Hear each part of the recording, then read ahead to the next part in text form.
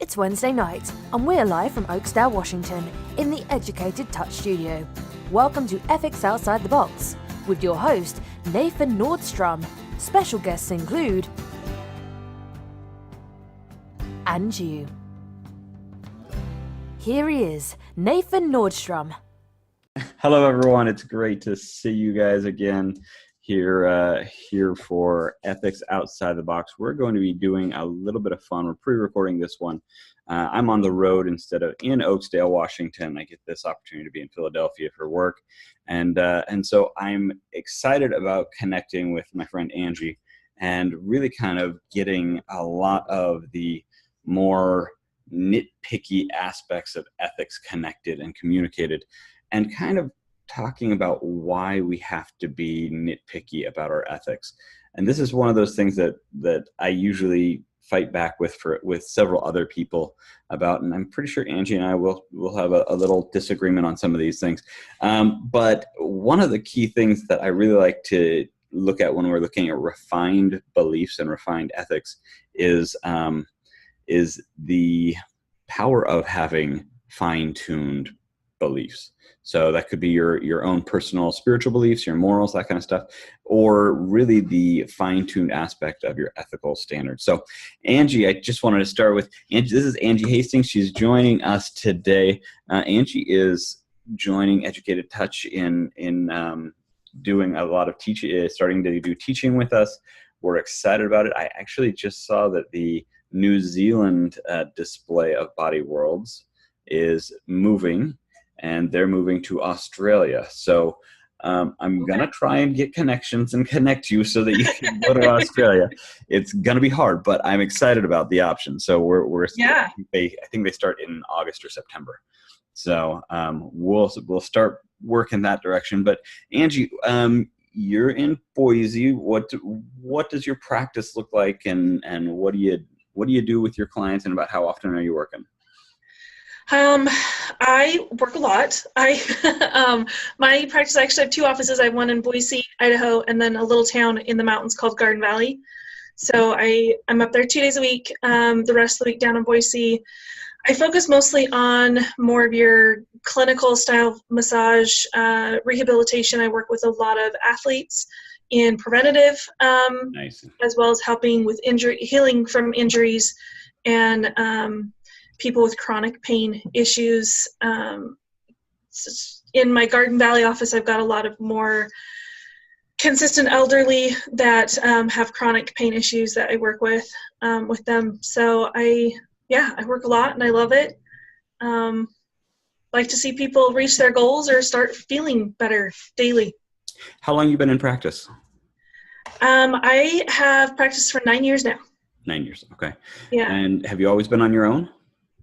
I started with a half chiropractic, half actually in a spa. Nice. And worked that way for a couple months, actually, always kind of doing my own thing on the side. I opened a spa up for about 4 years with a business partner, Nice. Gym and Spa. And that was a huge learning experience for me, and lots of fun in some ways, not so fun in other ways. Yep. And then about 2.5 years, decided to just be on my own again. And yeah, just me and my office and my clients, and it's been awesome. You know, I love the concept of having the freedom of being your own massage therapist and being able to work in your own setting. I, like you, have owned a spa, and when you're managing others and working with another person and trying to get everyone's brain, there's such trauma that can come up without intending to have drama and trauma. Things tend to do that. That's kind of one of those pieces that I enjoy about several different aspects of my career. I mean, I'm working on my own with Educated Touch and bringing on instructors who have a passion for it. And so for me, that doesn't even feel like I'm working with other people. It feels like I found people who are excited about what they're doing, and I'm giving them the right to do what they love to do. And so that's a good separation for me. And then working as an employee, it had been a while since I had done that. And since I started in February working with Hand & Stone, that really kind of has given me a different twist on my mental ratio, because I've been self-employed my entire life. So it's a different game. And so thank you for being here, and thank you for joining me. So let's do the standard go-to and remind people how to find the code of ethics that we're going to be talking about today. So we're using the National Certification Board's Code of Ethics and Standard of Practice. This is not usually what it looks like. Let me shrink down. Hopefully I'll be able to shrink down the page to the, let's see. Oh, there's 100%. So this is what when you go to ncbtmb.org, this is kind of what it looks like. And if you go all the way down to the bottom, you find out the About Us section, and we find the NCB's categories here, about NCB, the NCB frequently asked questions, the Code of Ethics, and the Standard of Practice. Now, I'm really excited because we finished the Code of Ethics a couple of months ago, and then we started in on the Standards of Practice. And one of the largest standards of practice is the first one. And so we are finishing up today Standard 1 on professionalism. And I kind of want to draw back to professionalism. Angie, when you think of professionalism, what are some of the terms or thoughts that come up about what it means to be a professional? That's a broad topic. I guess there's a lot of thoughts that go under that, but I think the one that stands out is just how you present yourself. I think that when people think of professionalism, there's a lot of, in the beginning you talked about like the little nitpicky parts of it and how it dials down into some specific standards, but overall I think it's how you present yourself to your clients and potential clients, as well as people who will never be clients. How they see you often will reflect how they see your profession. And so you have to be able to present yourself in a way that doesn't reflect poorly on you or anybody else that's in your profession. I love it because the term professional comes from obviously profession. And so you're representing that entire career, not just yourself or your business. And so when someone asks, oh, so what do you do? And you're like, well, I'm not doing something that I should be doing, or gosh, I'm not in a place where I should be at, or I'm representing myself inappropriately to be a massage therapist, then you're not acting as a professional, even in your personal life. So if you feel comfortable saying, yes, I'm a licensed massage therapist and this is what I do, and someone says, oh, you're a massage therapist, and you say, well, what do you mean by that? That's acting as a professional to clarify and confirm and actually validate the concept of what a massage therapist is.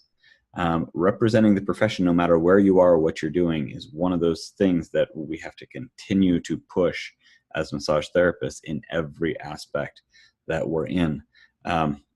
Just yesterday, I was teaching for my company about an ethics class, and we were training fairly newly trained massage therapists who were just out of school. And I said, there's one thing that you have to do. You have to own your terms. And they were looking at me like, well, what do you mean? I said, you know what? Anything that is massage based falls under the license of a licensed massage therapist. So if you look at the term masseuse and masseur, guess what? Those are based off of the term massage.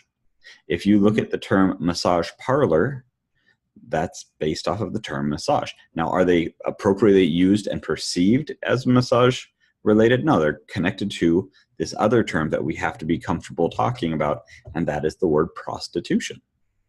If we can openly say, oh, you're asking for this, well, you're asking for prostitution. I'm not a prostitute, I'm a licensed massage therapist.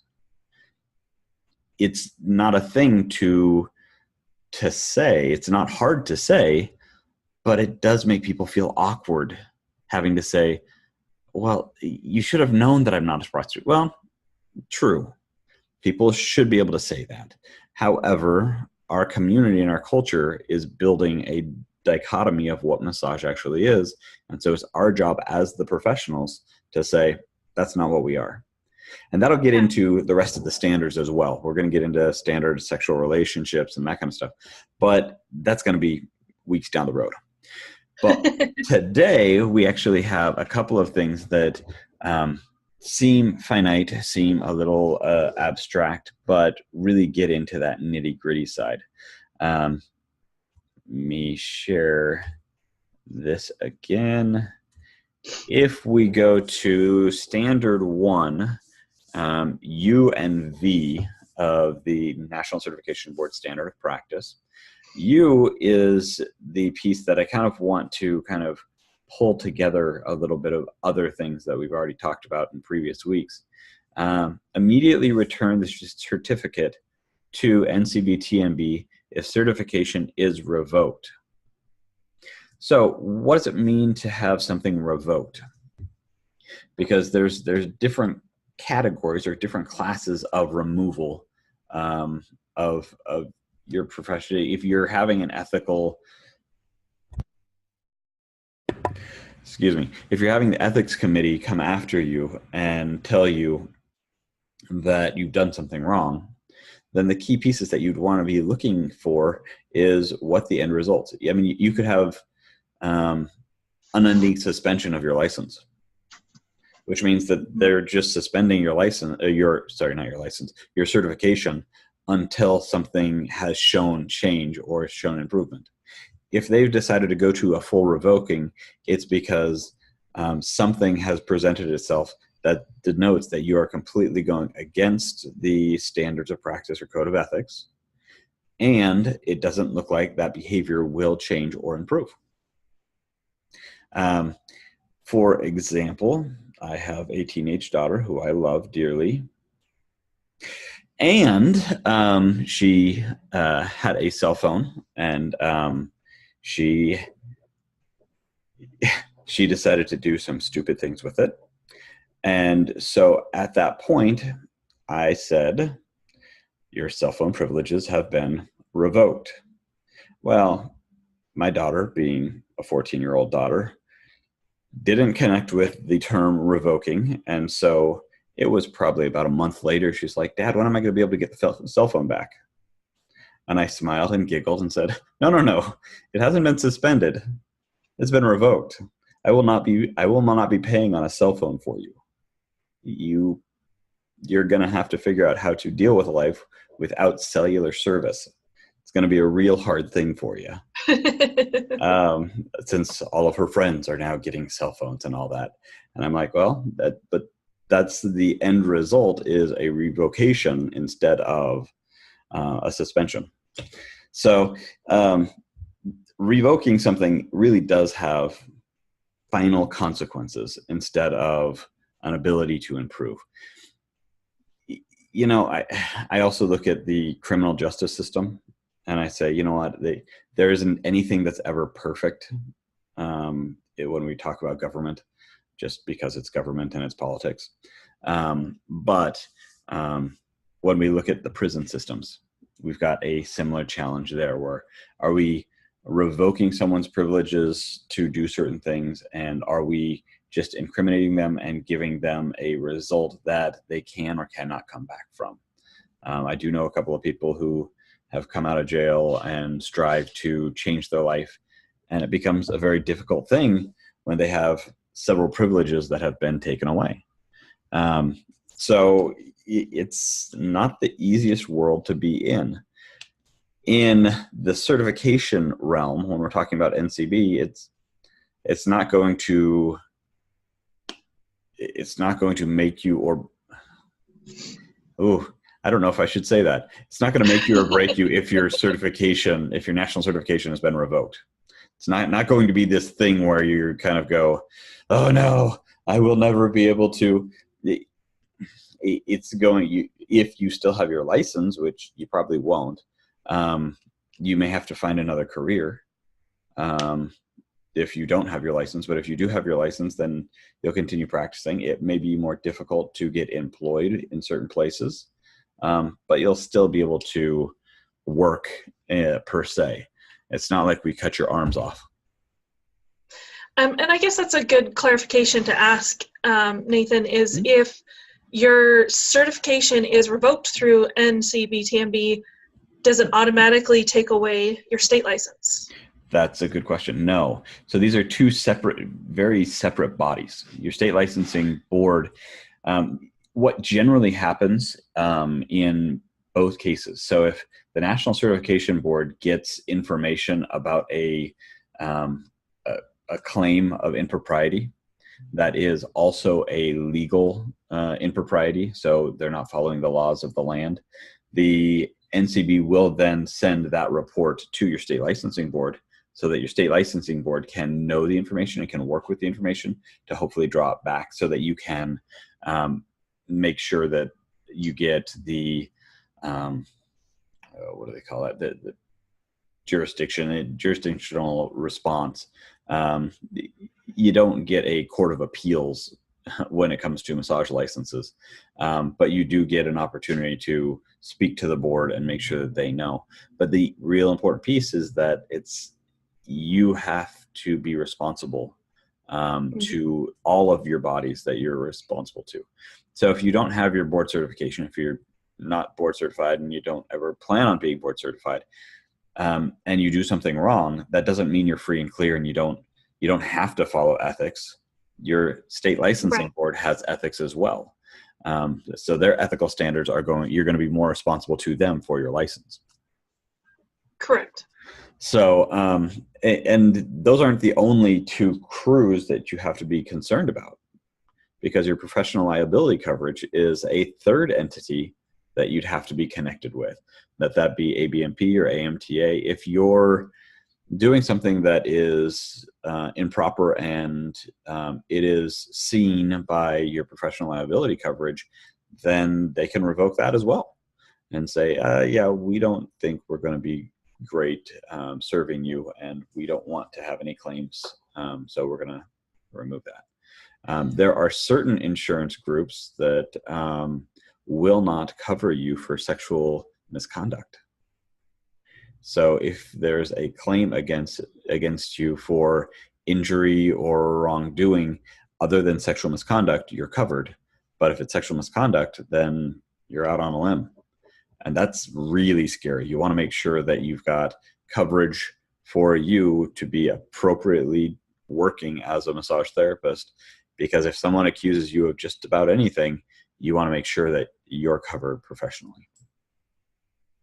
So another question for the three entities, if we're separating them out to three, how well of communication are there, or is it in your realm of action, in your ethics, if one comes after you for something, is it your responsibility to go to your state board and your insurance and tell them about what's going on, or is it something that's going to be communicated already for you? Well, it's almost like you meant to do this, because if we go right to the next standard, this is the exact example that we would be looking at for V. Inform the NCBTMB of any changes or additions or information, including in his or her application for the NCB certification or renewal within 60 days of changes or additions.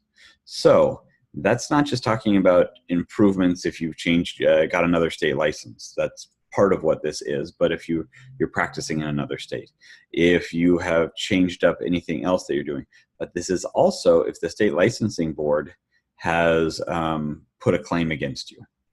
If your professional liability coverage has a claim out because someone contacted them, then it's mandatory. You've got 60 days to report it to both the National Certification Board, and most states have a similar statement to this that say it is not the responsibility of the state licensing board to find it.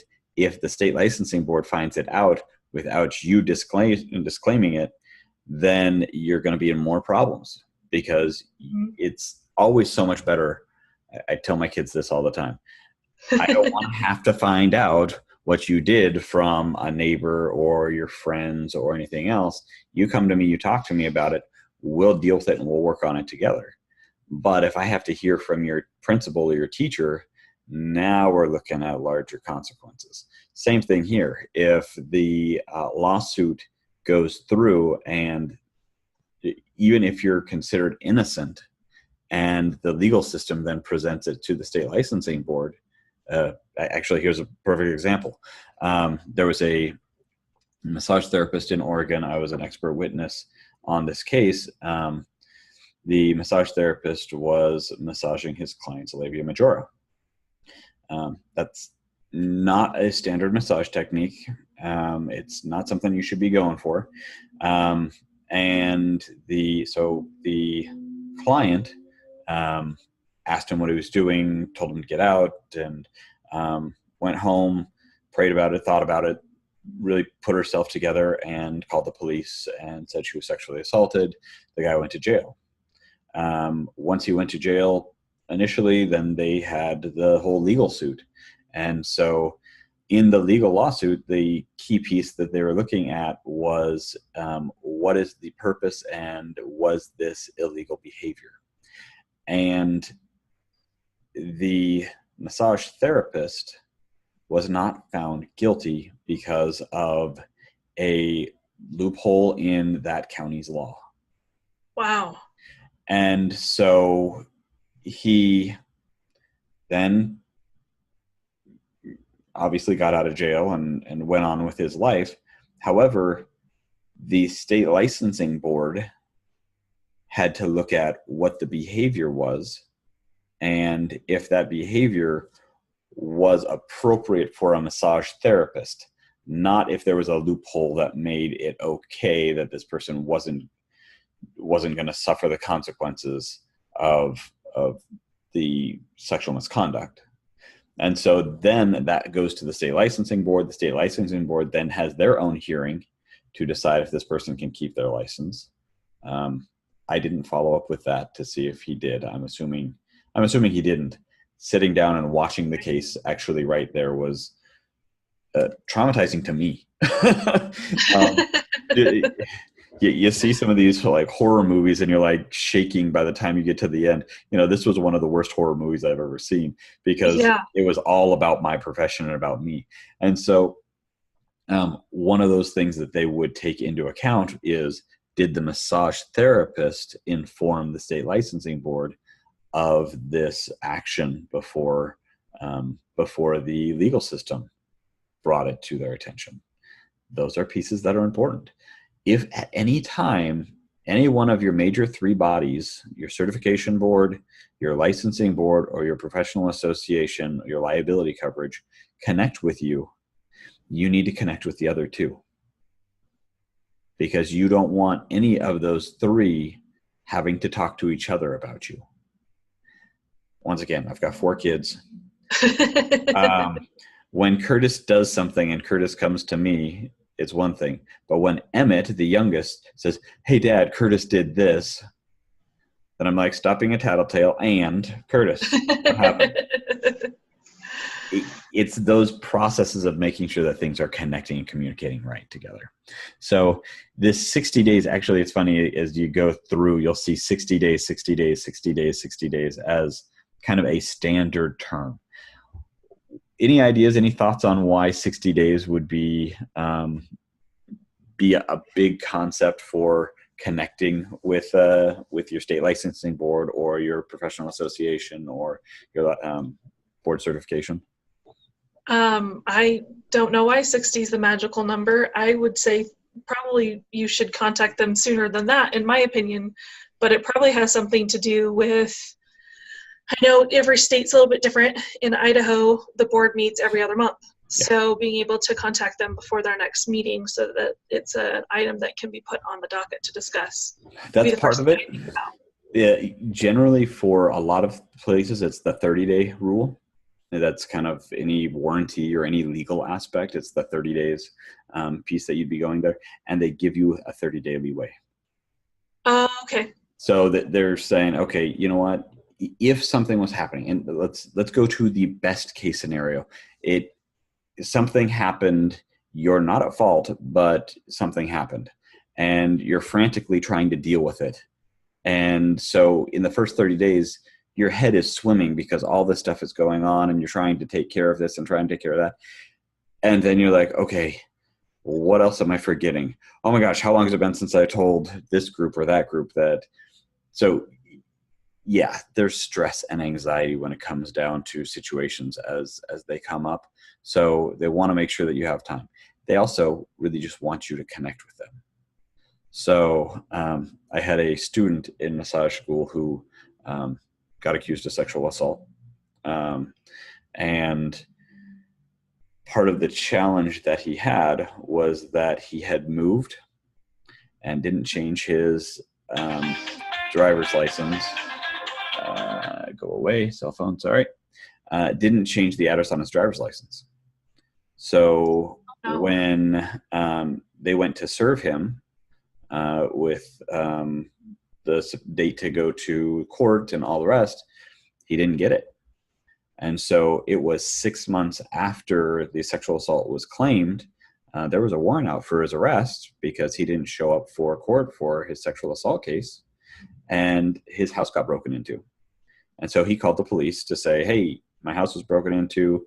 I need you guys to come out and make sure, and we'll do all the documentation.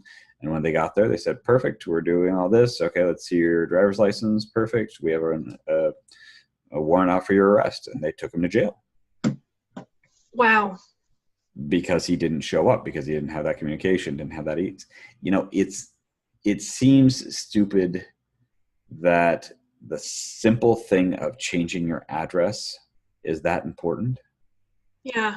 But when the consequences are that large, because that's where they're going to send a subpoena, that's where they're going to send anything to, it's important to make sure that those little itty bitty things are taken care of. And that goes back to the little itty bitty things in life, right? Right. Our professionalism isn't based off of the grand things that we do. They're based off of the fine-tuning things that we do. So we were talking about a professional and what it means to be a professional, and some of the signs that a person's professional. It's any point in their life, right? If in any world that, or any professional career, is there anything that you think of when you think of a professional? They do this. Are there any things that you can think of that they do? Well, I would say every profession has something tied to it. You know, when you list any profession that's out there, you know, even though there's a scope, like say lawyers, for example, okay, you hear the profession lawyers, your mind will go to what you relate to. Okay, well, when I hear lawyer, I think of my friend that's a lawyer, and she deals mostly with criminal law, so I think of criminal law. But there's like this whole realm of estate law and corporate law and family law, and there's different aspects. So I think part of what's tied to it is also each individual person's experience with that profession. I love it. I love the subsets in every profession, right? That you're right. Yeah. That's the strength of there. My sister's an attorney as well, and she's a real estate attorney and an immigration attorney. And so being able to look at all these different aspects really kind of defines out the fine-tuned niches. Some of the other things that kind of come to mind for me is education. For it to be a true profession, and for you to be a true professional, you went out and you got the education to make it to that situation. There are very few professions that you get out of high school and then just say, oh, well, now I'm a professional, fill in the blank. You've got to learn the tools of the trade, or for whatever trade it is. So education is one of those things. You know, I also go the other direction, because a true professional doesn't get educated and then call it good, wash their hands, and go. Experience. Yeah, they've got to have the experience. They got to have the practical, hands-on hours to say that they actually know what they're doing, no matter what profession it is. They have to continue and get the new information. And so that, for the NCB, that really goes to the standard of making sure that you're getting the continuing education on research and on ethics, and you're getting the hands-on classes by educators who are trained and understand how to teach. These are pieces that really kind of draw to the massage therapy profession that they haven't had. When they actually added the research piece to it, I was so excited, because there really wasn't much research or many classes on research as a massage therapist and on specific massage therapy research. And so for me, I got excited saying, okay, if we're now requiring massage therapists to look back at research and kind of look at how to be trained and understand what research is, we're now going to have a more open, understanding conversation about what the benefits of massage therapy are and what the challenges are for massage therapists. I love that research has been brought into the process. The other thing that I kind of think of when I think of a professional, because I'm a boy and I once collected sports cards years ago, I think of a professional athlete. And anybody who's ever heard an interview with a professional athlete knows that they practice constantly. They have to refine their skill. It's not like they went through high school and practiced then, and then once they hit the pros, they didn't have to practice anymore. The majority of their career is based off of their practice, their maintenance of their skill, so that they can actually do a hands-on, but do it better than anyone else in the world. And so I have to say, as massage therapists, in my mind, board certified massage therapists are kind of the professionals, athletes of massage therapy. They're the ones who are holding to a higher standard. They've taken these extra steps. They've taken extra exams in many cases. They've done things to just kind of hold this standard to be true. And when I put the little certificate or the little sticker on my window that says I'm a board certified massage therapist, people wonder what that means. People want to see and want to understand what the value is of that, and who else has that. I love that I can say I'm board certified. If you're looking for another board certified massage therapist, you can go to ncbtmb.org and find a massage therapist who's board certified. Those are some skills that we have and some abilities that we can connect with people. Go ahead. Well, and I was going to say part of that board renewal is showing that you do X amount of hours of hands-on work during the time period as well. And I've had clients that have actually moved to other states that I don't have therapists to refer them to. And that's the other thing that I use. Go find somebody who's board certified, because I know that they have the higher education, or at least continuing. They've kept up their education with continuing ed. And I know they're currently practicing because of the hours that they have to maintain in order to keep their board certification. And so that database or that referral zone that the board provides is important when I don't have a personal therapist that I can refer them to. I think Absolutely. I love an argument that I've been hearing recently regarding hours versus quality of education. When I went through massage school, that was years ago, I had a 661-hour program. Why they couldn't do 660, I don't know, but it was 661 hours. And I had a really good school, East West College of Healing Arts. I'll throw a sales promo there. They're a really good school. They really do have things together and really kind of want to focus you on what you want to be when you grow up as a massage therapist. And it was really nice to have. Some of the challenges that came along with that is anybody who had more than one teacher in massage school went into a class and they could tell which teachers loved what they were doing and which teachers were putting in the hours. And we have massage schools out there that are hour-based programs, and they've got instructors who are sitting in the seat to make sure that people get the hours, but they're not giving the passion of the subject to the massage therapists. the future massage therapists. And for the pass rate of the board certification exam, that's one of the pieces that is noticeable, is that it's not as much, did you graduate from a 500-hour program, a 750-hour program, a 900-hour program, a 1,000-hour program? It's what school did you go to? What investment was put into you in those hours? Because there are 500-hour programs that still have 80+% pass rate on the board certification exam. There are 900-hour programs that have a very low pass rate on the test. Well, I guess I'm using the MBLEX as a model there, because it has to be 750 right now for taking the MBLEX or taking the board certification exam. So that's one of those pieces where the hours don't give you a good assessment. That's why they have a test. And so looking at the difference between a certificate and a certification, actually we talked about this last week, just wanted to kind of re-invite this concept, to be board certified versus having a certificate. Those are different games. And in most schooling that I talk to, when students come out of school, they don't really know what that means.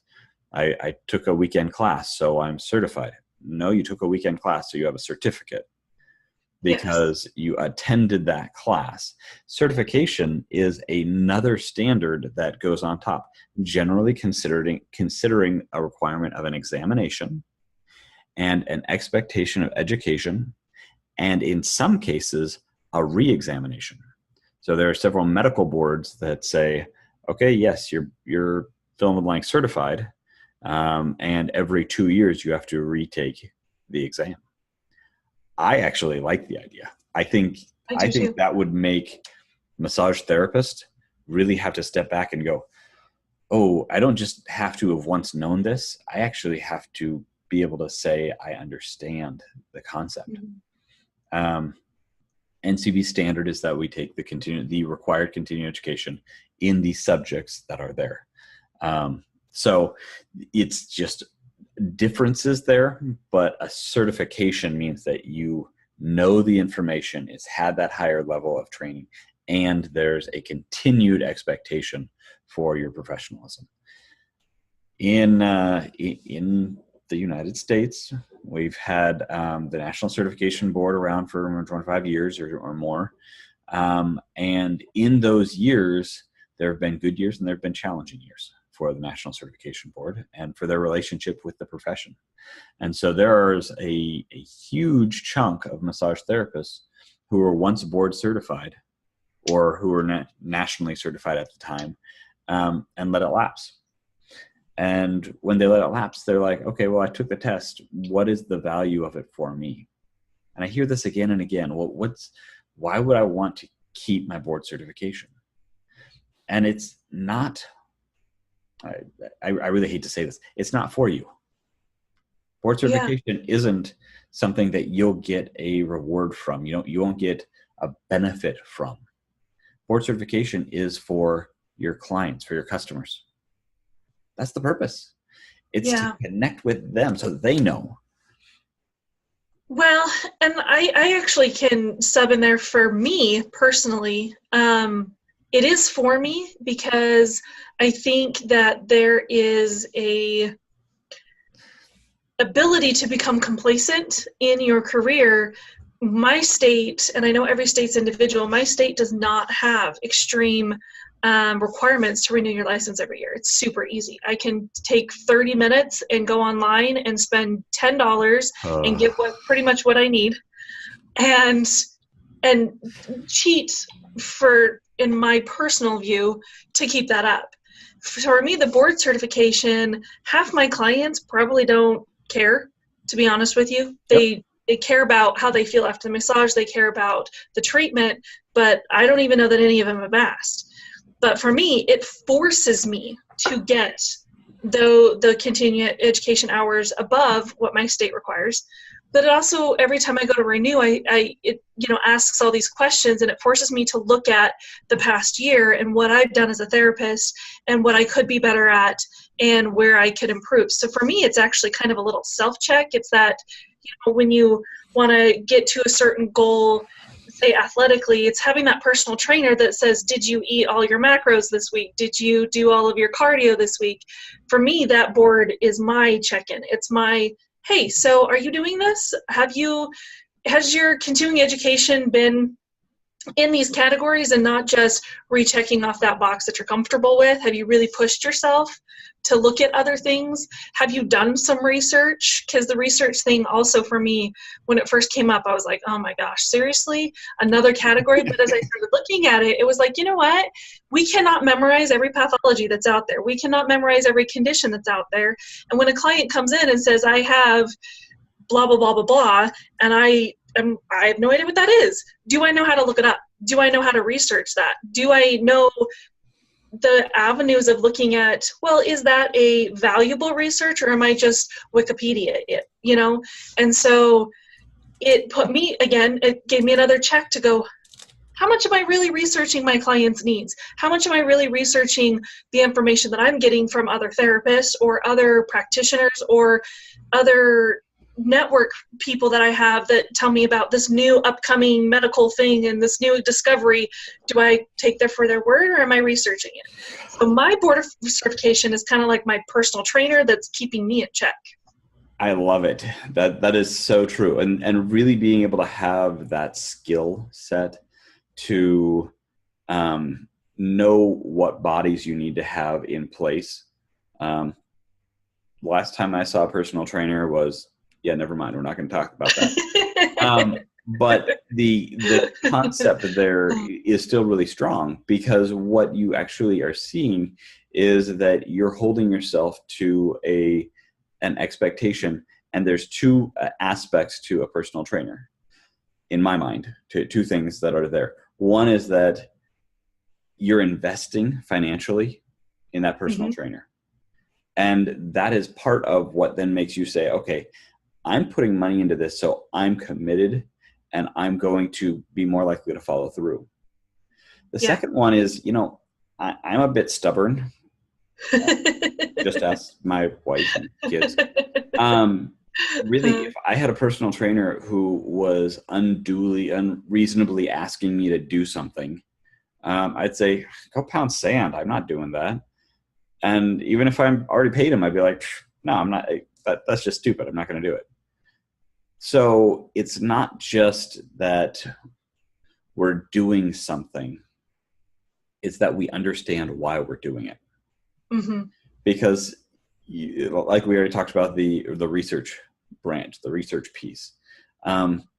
Initially, I think everyone probably had that, and then the secondary response was, wait a second, what's the value that's going to be here? Go to the gym and you're like, I got to go lift weights. I hate weights. Okay, fine. And so why am I going to do it? Well, it's going to exercise my muscles. It's going to increase my strength. It's going to help me stabilize. And you have these things that finally come through in your mind that go, yep, there's a value. There's a purpose. And I hate to say it, if you go see the trainer once every 60 days, the results are not going to be great. No. It's the behaviors that you're doing consistently that then make you stronger and doing every day. When we're looking at the behaviors that the NCB is looking for, is they're saying, hey, we want you to be doing all these things. If you stop working out your massage therapy expectations muscles for 30 days, you know what?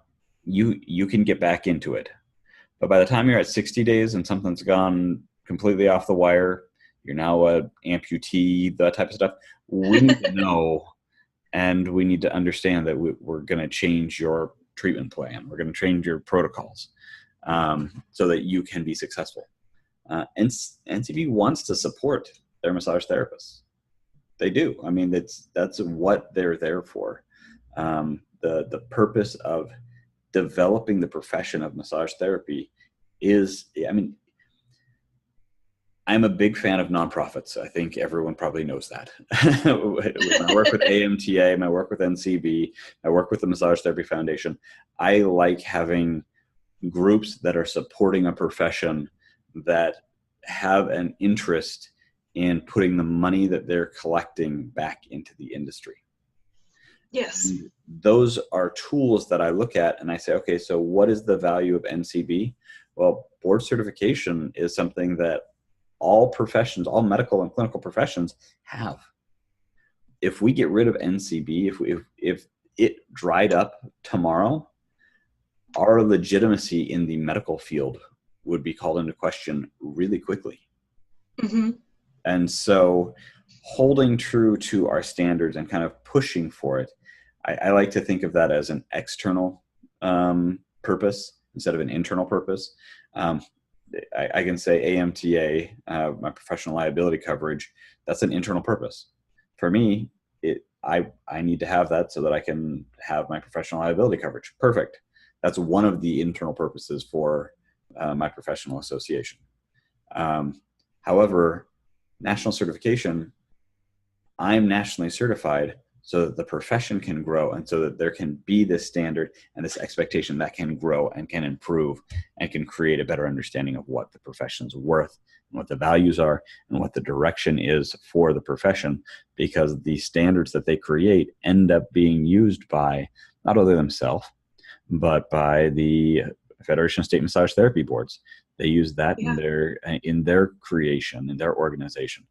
Really, majority of massage therapy state licensing boards across the country really had to take this apart and say, okay, what is it? Are we going to use these as well? The state of Georgia just makes me laugh because they said for the code of ethics for massage therapists, they meet the standards of the National Certification Board of Therapeutic Massage and Bodywork Ethics and any of their professional liability, their insurance or professional liability or associations. They didn't even write it out. They said, you do what they're telling you. Yeah. Even if you're not board certified, do what they're telling you. And I'm like, okay, you know what? That is autopilot, but that's a safe autopilot for a state licensing board to really push forward and say, hey, these people are going to be in line and they're going to be organized. So you're going to do what they tell you to. Yeah. I appreciate it. So Andy, thank you so much for being with me. You're welcome. Thanks for inviting me. Yeah, I wanted to real quick tell people where we're going from here so that you've got some excitement about next week and kind of all the things that are pushing forward. Wait, I don't optimize on this one. Perfect. All right. And so we started off with standard one, which was professionalism. And now we're going into legal and ethical requirements. This is a lot more of the ethics stuff that we'd be connected with as massage therapists, or the things that we'd be thinking of for massage therapy. And so we're going to get into those as we go. But you're going to notice this is standard 2J. So that's going to be only a couple of weeks that we'll go through there. And then standard 3 is confidentiality and the importance of confidentiality. That's going to be a couple of weeks. And then business practices, and that's going to be kind of a longer one, but I mean, it'll be several weeks. It'll be a couple of months.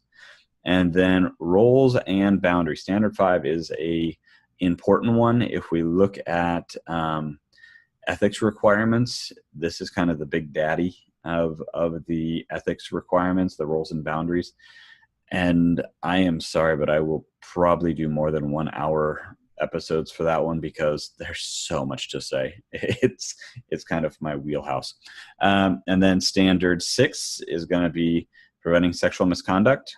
And that one's a pretty gnarly one. I will definitely be going and getting some friends who have a lot of experience and can connect with that and making sure that we're all safe.